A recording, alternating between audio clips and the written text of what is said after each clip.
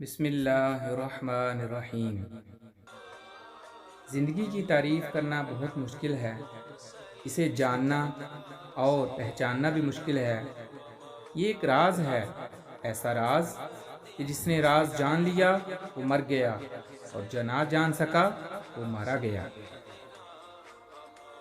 پریشانی انسان کو اس وقت ہوتی ہے جب وہ چاہتا کچھ اور ہے اور اسے ملتا کچھ اور ہے، اور جو اسے ملتا ہے اس کو پسند نہیں کرتا۔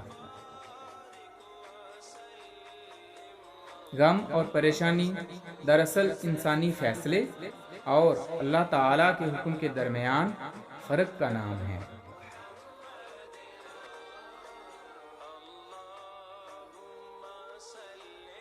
محبت پھیلے تو پوری کائنات، اور سمٹے تو ایک قطرہ خون۔